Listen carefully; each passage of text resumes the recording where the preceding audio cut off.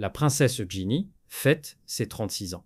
Mais derrière les bougies et les célébrations en famille se cache une réalité bien plus sombre, une réalité qui pèse lourd sur elle et sur sa sœur, la princesse Béatrice, 37 ans.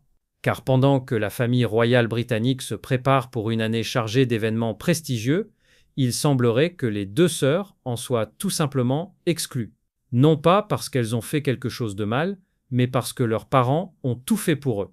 Andrew Mountbatten Windsor et Sarah Ferguson ont plongé la famille royale dans l'une des crises les plus graves de son histoire moderne.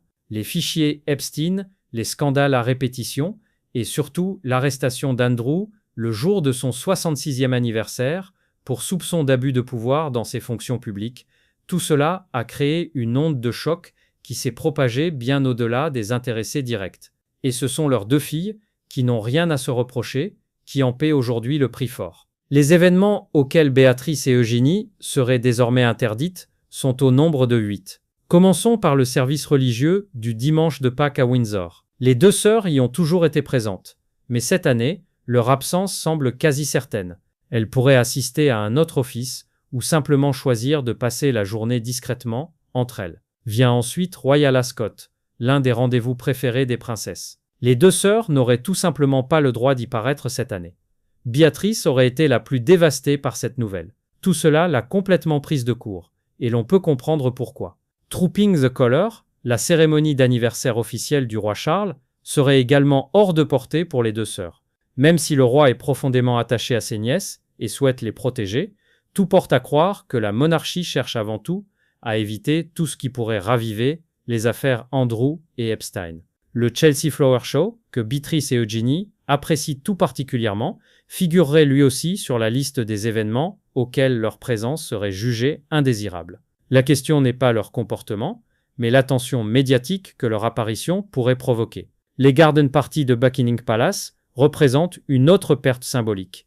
Par le passé, les deux princesses avaient parfois prêté main forte à leur cousin le prince William lors de ces événements. Cette année, il semblerait que William préfère garder ses distances, même si les deux sœurs lui restent proches.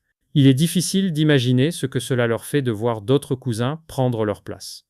Wimbledon vient s'ajouter à cette liste. Béatrice avait assisté à l'événement l'an dernier avec sa mère Sarah Ferguson, depuis la loge royale. Mais depuis que de nouveaux éléments issus des fichiers Epstein ont mis en lumière les liens de Ferguson avec le financier condamné, une telle répétition paraît peu probable. Il est important de souligner qu'apparaître dans ces fichiers ne constitue en aucun cas une preuve de faute. Le concert de Noël de la princesse Catherine est peut-être le plus douloureux de tous les événements dont les deux sœurs se trouvent écartées. L'an dernier, Eugénie avait elle-même exprimé sa tristesse de ne pas y avoir été conviée via une story Instagram. Tout indique qu'elles ne recevront pas d'invitation cette année non plus. Et puis, il y a Noël lui-même. L'an dernier, le roi Charles et la reine Camilla avaient réservé un accueil chaleureux à Béatrice et Eugénie à Sandringham, dans ce qui avait surpris beaucoup d'observateurs. Mais depuis, de nouveaux fichiers Epstein ont émergé en 2026. Andrew a été arrêté, puis relâché sous investigation, et l'atmosphère a changé.